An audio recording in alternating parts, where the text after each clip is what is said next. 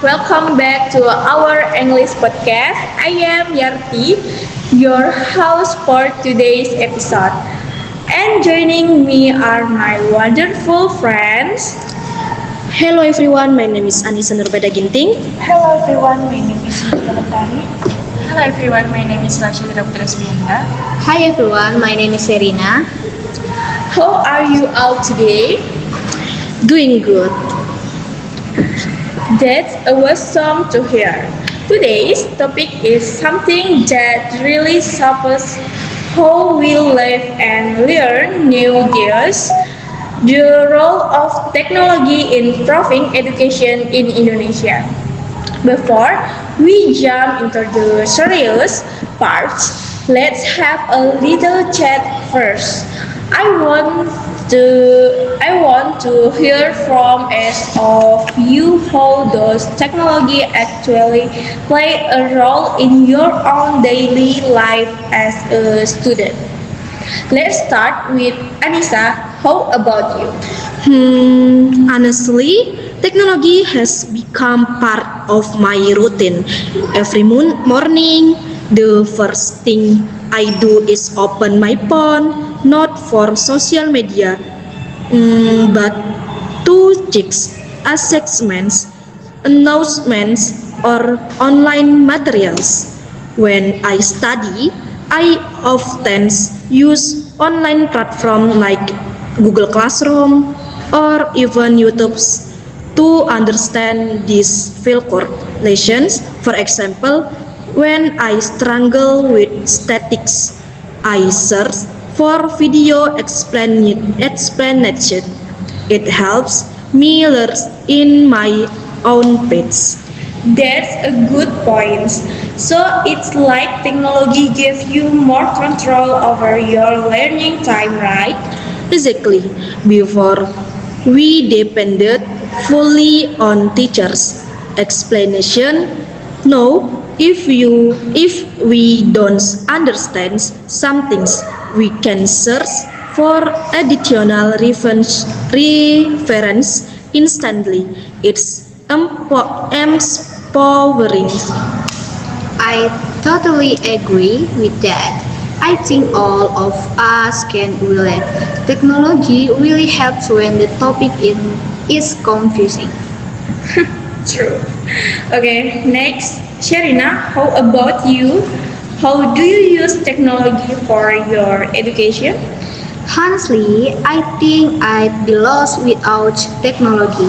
I use it for almost everything. Researching, not taking, even setting reminders for deadlines. And during the pandemic, I realized how powerful can be. Online classes were hard, but they also made me realize that learning doesn't have to happen only in classroom. Yeah, totally. Remember that time when we all had to adjust quickly? At first, it was stressful, but later it became kind of normal. Right. It was challenging at first, but now it feels natural. I think the best part is flexibility. You can learn from anywhere. That's true. Flexibility is a big advantage. Okay, Cynthia, your turn. How has technology affected the way you study? For me, technology changed the way I organize my learning. I, I used to write on notebooks for evening, but now I use Override, Nation, or Google Docs to many material. It's more efficient and I can access my notes anytime. And I'm thinking technology also improves collaboration. Group project otherwise I thought now we can share the WhatsApp group or posting documental work together. Together. Yeah, that's so true. Make doing group work without technology. It will take off forever. Or worse, having to meet every single day just to edit one paragraph.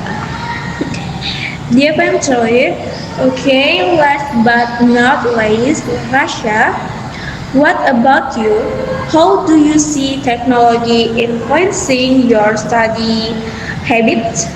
Well, for me, technology is both a blessing and a challenge.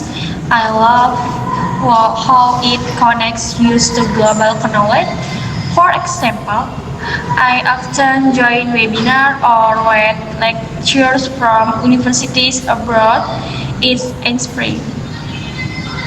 So true.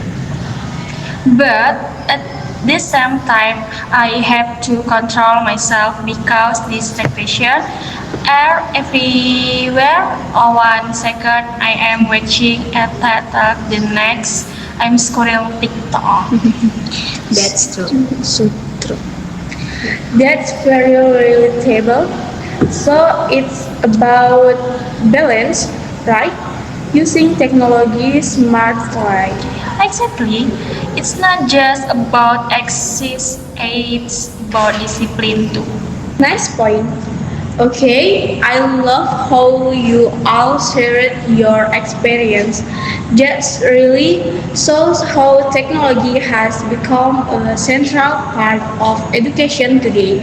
Now, let's move on to the deeper part, the background of how technology actually transformed education in Indonesia. So, before we dive into the benefits or challenge, let's build some context first. How exactly has technology shaped education in Indonesia in recent years?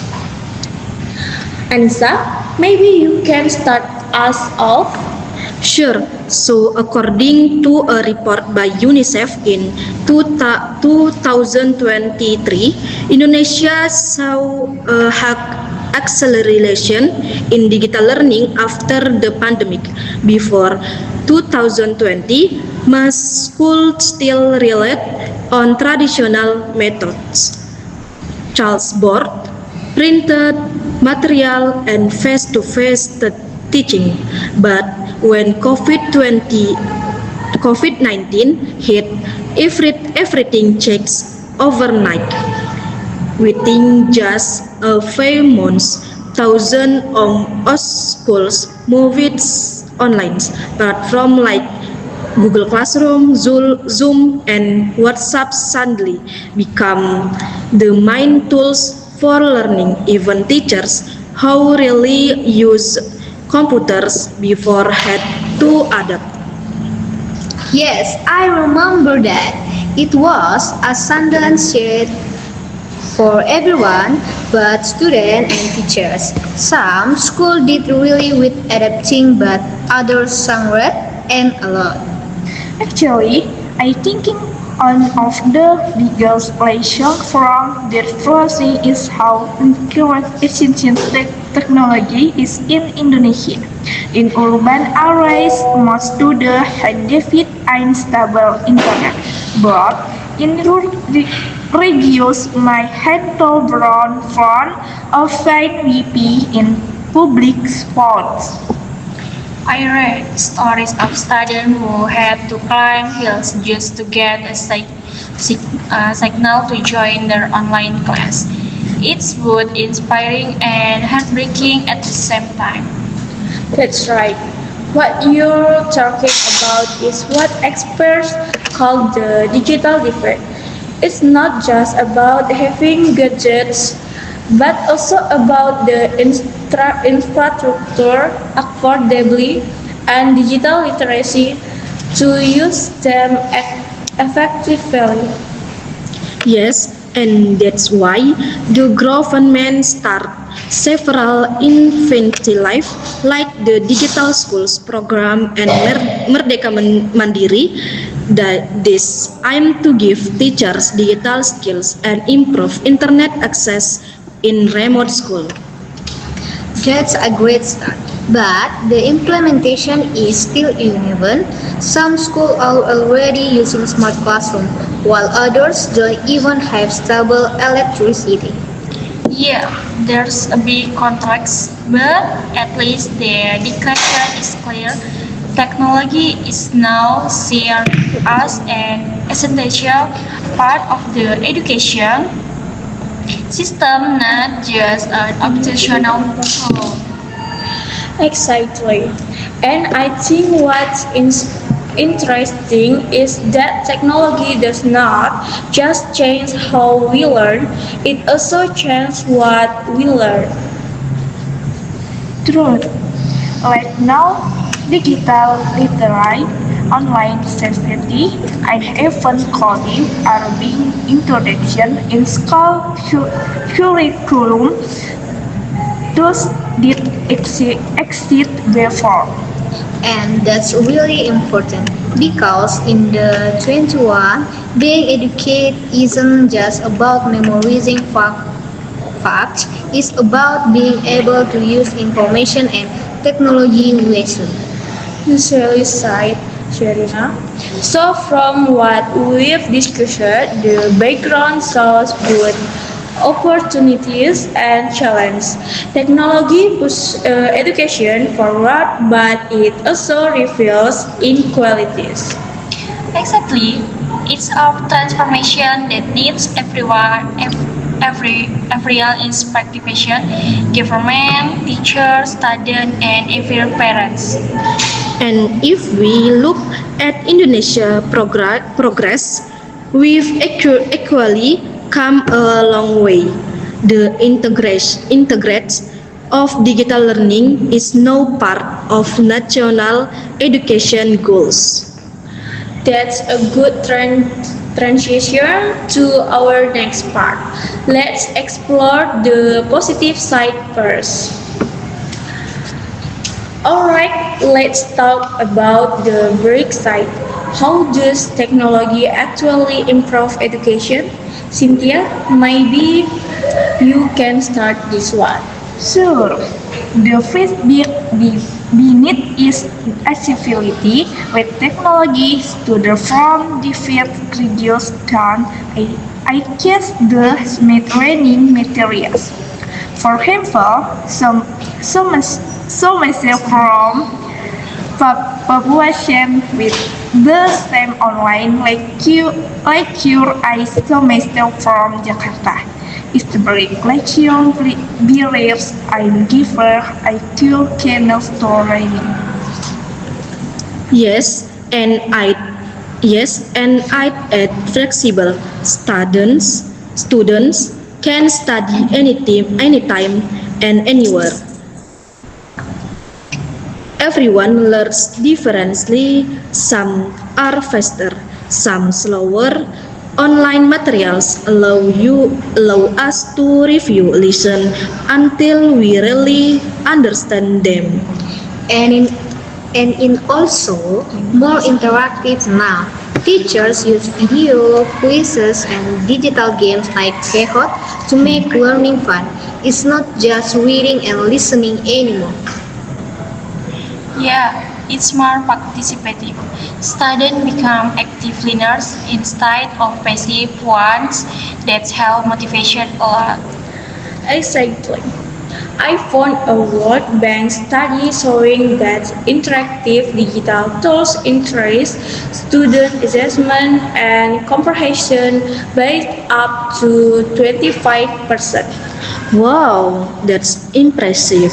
And I think it helps teachers too. They can use technology for grading, attendance, and communication. Yes, in safety time and informed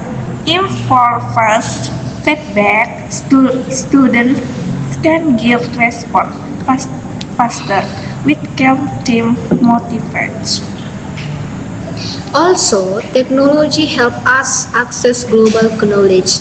I often watch lectures from international universities online. It feels like the world is open for learning.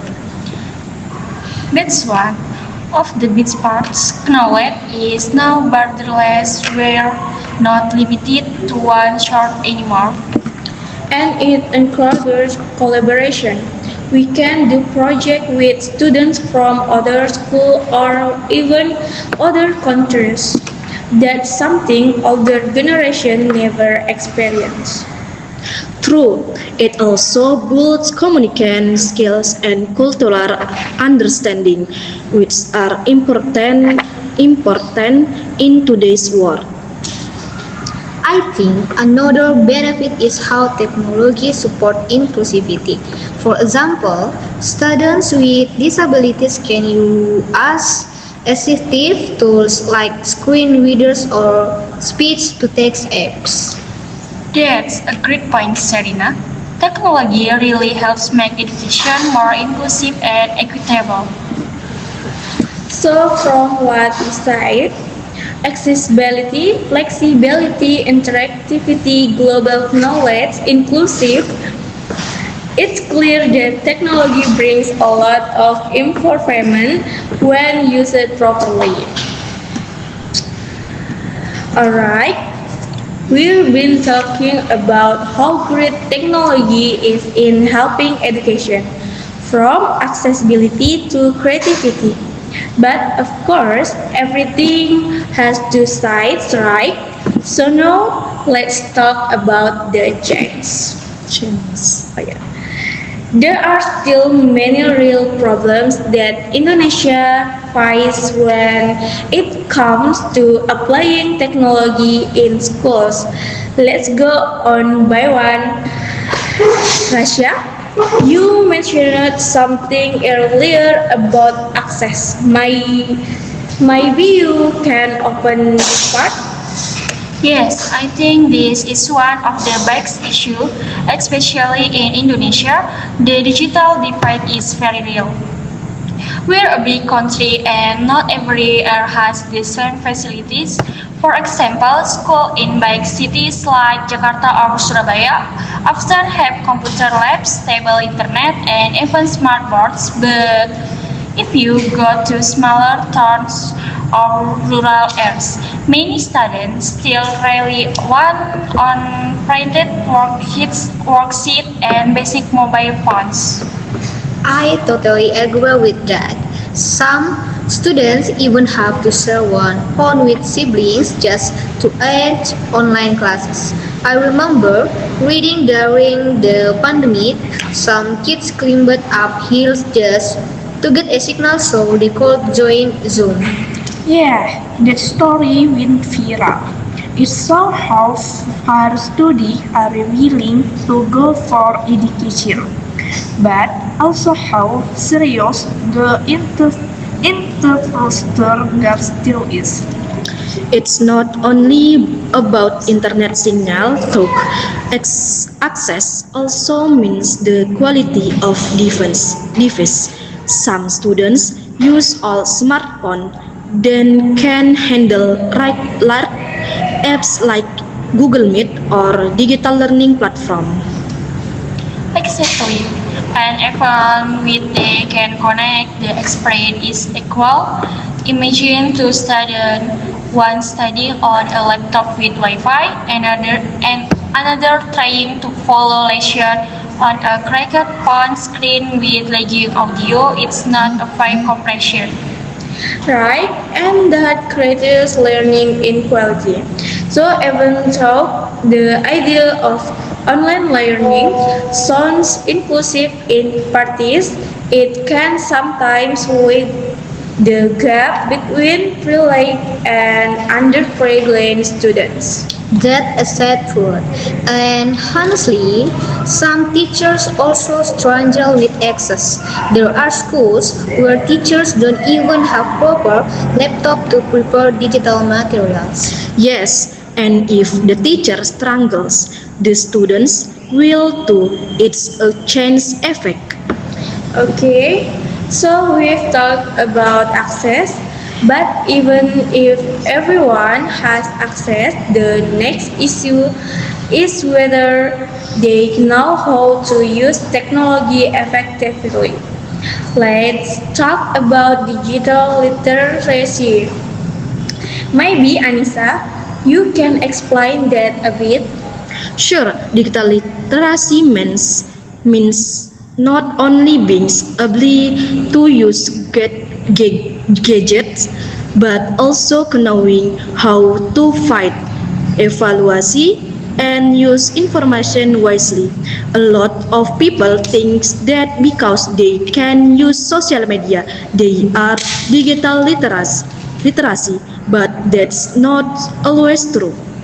Actually, knowing how to scroll TikTok is not the same as knowing how to use Google Scholar or online academic tools. Yes, many students can edit reels but don't know how to create a PowerPoint properly. And sometimes teachers too. They are experts in teaching, but not all are compatible with new digital system. I once met a teacher who always stay afraid of using Google Classroom because she thought she might break something by clicking the work button. That's common. Many teachers from older generation did grow up with digital tools, so adoption takes time. That's why training is so important. And digital literacy is not just about skills, but also about mindset. Some people still see technology as a distraction rather than a learning opportunity. True, and that mindset can make progress slow. If schools don't encourage digital learning, students won't feel motivated to explore. Exactly. It's like we need cultural change, not just technical improvement. Now, let's move to another common issue, distraction. Come on, be honest, how many of you have ever opened another app during online class? Quickly, sometimes I'd open Instagram or reply to message when the class was boring. Some, I'm thinking that summating almost everyone don't I'm placed on choose. Yes, technology make it easy to multitask, but sometimes that's equality a trap. We think we're multitasking, but we're equality losing focus. Exactly. It's what physiologists call switch cause every time we swipe between apps, our concentration drops a little. That explains why sometimes after studying online for hours, I feel tired but realizes I didn't actually learn much. Relatable. So distraction is definitely a real issue. It's not about having technology, it's about having discipline to use it well. That's why self-regular is important. Maybe schools can include digital well-being lesson to help students manage screen time and focus. Yes, because attention span is getting shorter. I read a student that say say everyone attention span is online able I second shorter than I golfist. No why? That's a game but also value. So, I guess the challenge is not only learning through technology, but also learning how to focus in a world full of distraction. Let's talk about another big challenge, technical issue. We want to go first. I can. I think we all remember that one class when the teacher was talking and suddenly, can you hear me? Hello, hello.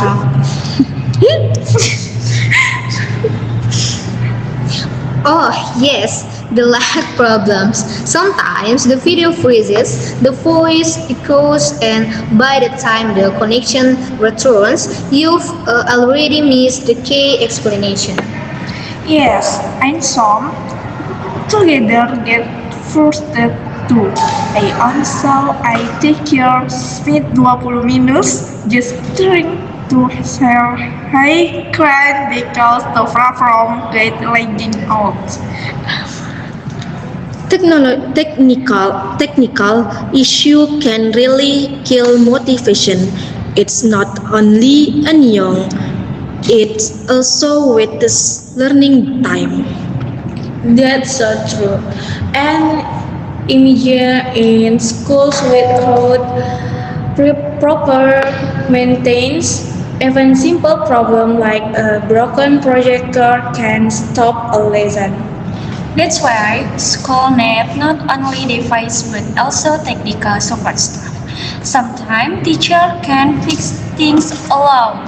Yes, like having one or two tech-savvy staff in each school would make a half difference. There's another challenge I think is often forgotten. Mental health. Learning through screen all day can be tiring, right? Definitely, too much screen times can cause fatigue and even anxiety. During the pandemic, many students report feeling lonely and disconnected. I feel that too. Online class made me feel like I was studying online, not fun as I go. Yes, I miss the energy of being in class, seeing friends, drinking between lessons. That's a part of learning too. Exactly. Learning is only about knowledge but also social interaction. Technology can replace the completely.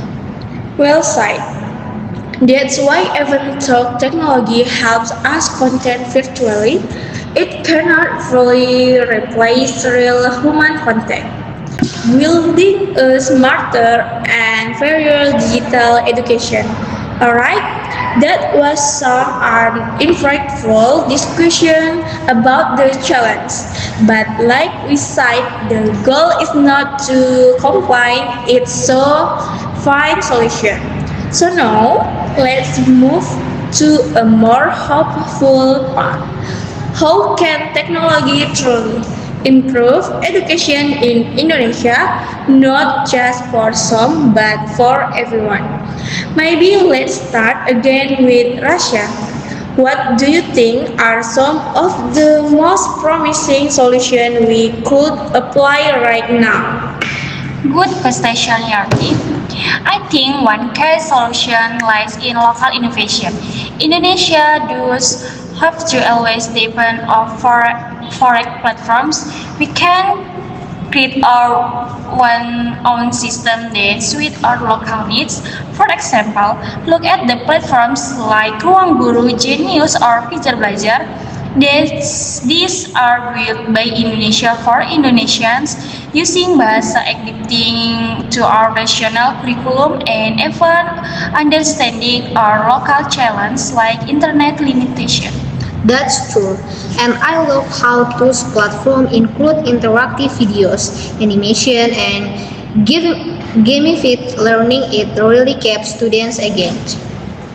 Yes, I Ruang Guru even introduction an offline mode for students who don't always have the internet access. That I create explore of decision with empathy. Exactly, innovation does always means something new. It can also mean improving accessibility if every educational app in Indonesia made offline features a standard. Many rural students could benefit in media. And besides apps, we also need better infrastructure. Was what the use of digital tool of internet connection is still weak in so many areas. Right? Infrastructure is the foundation. Without stable connection, everything else collapses. That's why government programs like schools digitalization project are so important. Then aim to provide better facilities and training for both teachers and students. Yes, but the implementation has to be consistent. Sometimes programs are great on paper but slow in infusion. True, it takes collaboration between government, private sector, and local communities to make it happen. That's a great point. Now let's talk about something critical, the teacher. Because no matter how advanced the technology is, if teachers are not confident using it, education will not move forward. Anissa, what's your take on that? Totally agree, Yarti. Teachers are the backbone of educational. If we want technology to work, we have to empower teachers first. This means providing regular digital literacy workshop and professional training for educators. Yes, because I think some teachers want to use technology, but they just don't know where to start. Right, and some esteem they are afraid of making mistakes. The worry the I press the wrong button or accidentally deadline submitting. That's why I think we need something like that's ambassador in school. Maybe a group student who are good why technology can help teachers see up tools or learn new apps. That's a great That's a idea. good idea. I love that. It's simple but powerful. Peer learning not just between students, but between generations. Exactly. It also builds a stronger connect between students and teachers. Technology becomes something they share, not something that divides them. And we can we can make training fun too, not just boring seminars, but hands-on workshop where teachers actually practice creating digital contents, videos, online quizzes, presentation, and so on. Yes, it would motivate them more because on the see how much I really tasting background with technology, they improve really. Alright, everyone, that's wrap up our discussion for today's episode. The role of technology in improving education in Indonesia. It's been such an inspiring talk, and I want to say a big thank you to our amazing speakers Serena, Anissa, Cynthia, and Rasya for sharing your thoughtful ideas and great inspiring today. Welcome, Steve. Your perspective really showed how technology can transform education when used with creativity, responsibility, and heart. And of course, thank you to all our listeners for spending your time with us. Let's keep learning, keep growing, and ask technology not just to make things easier, but to make education more meaningful for everyone. I am Yarti, your host for today podcast. See you in the next episode. Stay serious, stay inspired, and never stop learning. Bye.